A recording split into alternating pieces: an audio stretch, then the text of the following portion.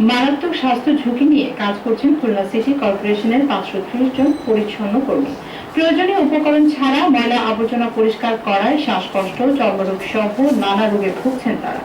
স্বাস্থ্য সুরক্ষায় নগদ কর্তৃপক্ষের উদ্যোগ না থাকায় এর মূল কারণ। খুলনার সহকর্মী মিজানুর রহমান মিদুলের তথ্য ছবিতে রিপোর্ট করেছেন তুলনা প্রেম।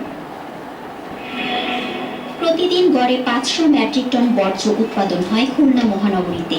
এই বর্জ্য অপসারণে নিরলস কাজ করে যাচ্ছে 530 জন কর্মী। দীর্ঘদিনেও এসব কর্মীদের সুরক্ষা না থাকায় প্রতিনিয়ত স্বাস্থ্য সমস্যায় ভুগছেন পরিচ্ছন্নতা কর্মীরা।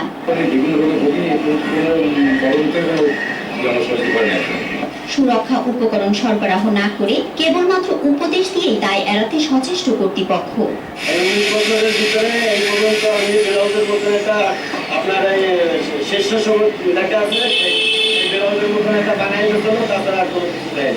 এদিকে পরিচ্ছন্নতা কর্মীদের অনাগ্রহের কারণেই সুরক্ষার উপকরণ সরবরাহ করা হচ্ছে না, জানালেন মেয়র। এই শ্রমিকরা কেউই আসলে গ্লাভস, বুট বা হেলমেট অথবা এই ধরনের নিরাপত্তামূলক যে সমস্ত সামগ্রী আছে এটা ব্যবহারে তারা যেহেতু অভ্যস্ত না, সেই জন্যে তারা ওগুলো রেখে দেয়, ওগুলো ব্যবহার করে না। বর্জ্য অপসারণে নিয়োজিতরা ও তাদের পরিবারের সদস্যরা মারাত্মক স্বাস্থ্য ঝুঁকিতে রয়েছেন বলে জানালেন সিভিল সার্জন।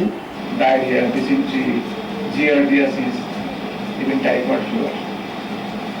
শ্বাসনা যাচ্ছে, শ্বাসনাদের ওগুলো হচ্ছে sinusitis, laryngitis, tracheitis, bronchitis, pneumonia, asthma, এই সব রোগ তাদের তৈরি করে। পরিচ্ছন্নতা কর্মীদের নিরাপত্তা নিশ্চিতে নিয়মিত স্বাস্থ্য পরীক্ষা ও উপকরণ সরবরাহের পদক্ষেপ নেওয়ার পরামর্শ বিশেষজ্ঞদের।